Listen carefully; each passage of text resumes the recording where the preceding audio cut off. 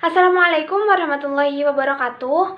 Kami dari kelompok 9 Sistem Informasi Bisnis akan mempresentasikan sebuah materi yaitu tentang etika dalam penggunaan teknologi informasi di lingkungan global. Sebelumnya, perkenalkan terlebih dahulu, kami dari kelompok 9 dengan anggota yaitu saya sendiri, Alamutiatin Zakia dengan NIM 69 dan juga Diajeng Trikusuma Pratiwi dengan NIM 120. Nah, sebelum melangkah ke materi lebih lanjut, kita harus tahu tentang pengertian dari etika teknologi informasi. Nah, sebelumnya, teknologi informasi merupakan aplikasi komputer atau peralatan komunikasi yang digunakan untuk menyimpan, mengolah, dan juga memanipulasi data. Sedangkan pengertian dari etika teknologi informasi ialah perangkat asas atau nilai yang berkenaan dengan penggunaan teknologi informasi.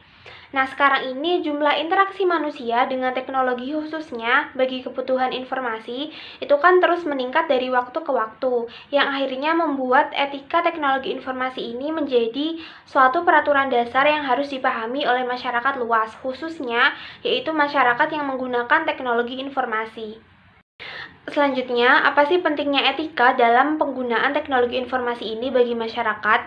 Sebenarnya tujuan dari etika adalah untuk kehidupan yang lebih baik dengan dan untuk orang lain dalam lembaga yang bersangkutan. Nah, lembaga yang bersangkutan yang dimaksud dalam hal ini merupakan pihak ataupun organisasi yang menggunakan teknologi informasi ini untuk kepentingannya. Kemudian, salah satu penyebab pentingnya etika adalah karena etika melingkupi wilayah-wilayah yang belum tercakup dalam wilayah hukum, yang menyangkut identifikasi dan penghindaran terhadap perilaku yang salah dalam penggunaan teknologi informasi. Lalu, etika dalam teknologi informasi ini sangat-sangat diperlukan dan tidak dapat dipisahkan dari permasalahan seputar penggunaan teknologi yang dapat meliputi kejahatan komputer, e-commerce, pelanggaran haki atau hak atas kekayaan intelektual, dan juga tanggung jawab profesi. Pembahasan selanjutnya yaitu mengenai masalah etika dalam penggunaan teknologi informasi.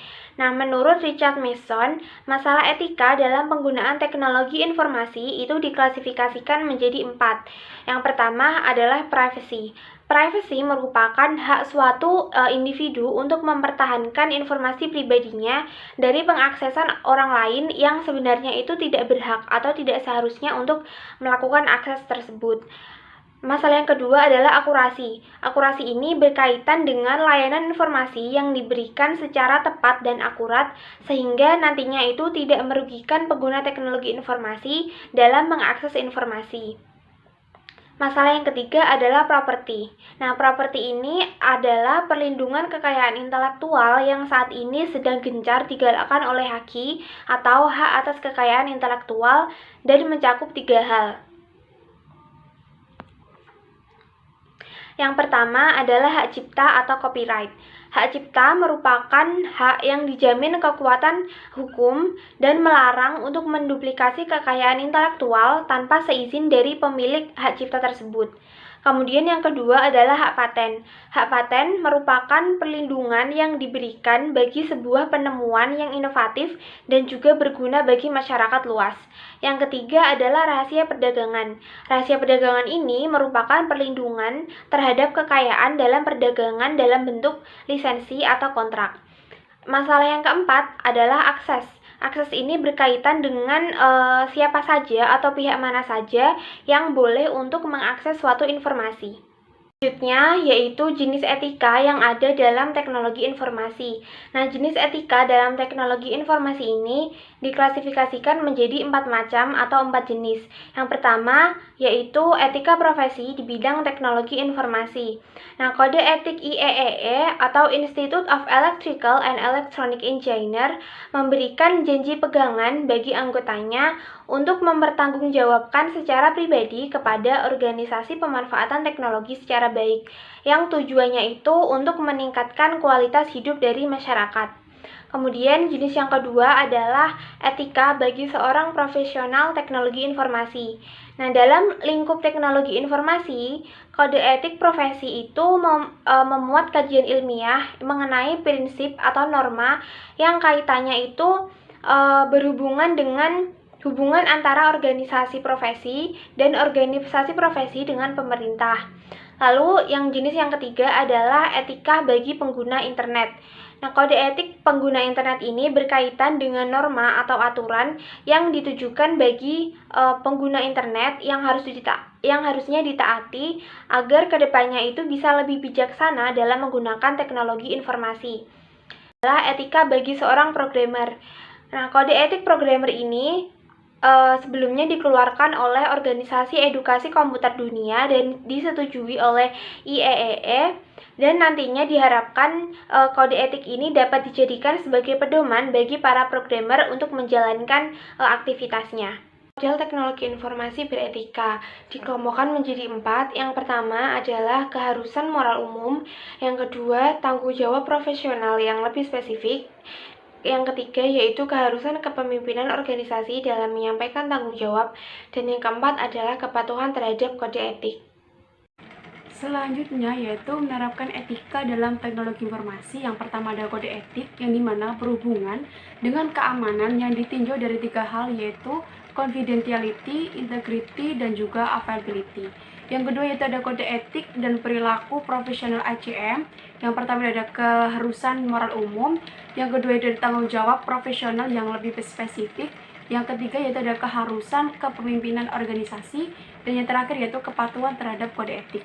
Lalu yang ketiga yaitu ada kode etik dan praktek profesional rekayasa peranti lunak, yang dimana yang pertama itu ada jujur dan adil, yang kedua itu ada mematuhi hukum yang terkait, yang ketiga yaitu menghargai dan menghindari hal yang merugikan orang lain, dan yang terakhir yaitu menghargai hak milik.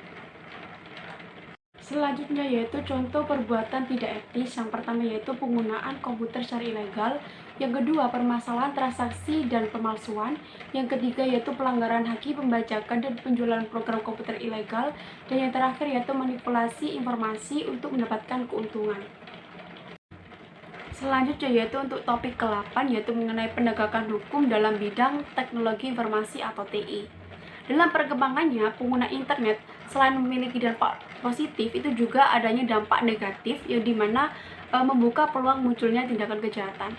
Mengingat sifat kejahatan teknologi informasi atau TI, khususnya internet, itu cenderung bersifat lintas negara, maka langkah kebijakan kriminal baik yang berupa penal maupun penal memerlukan kerjasama internasional, yang dimana apakah berupa mutual assistance atau ekstradisi maupun bentuk-bentuk kerjasama lainnya.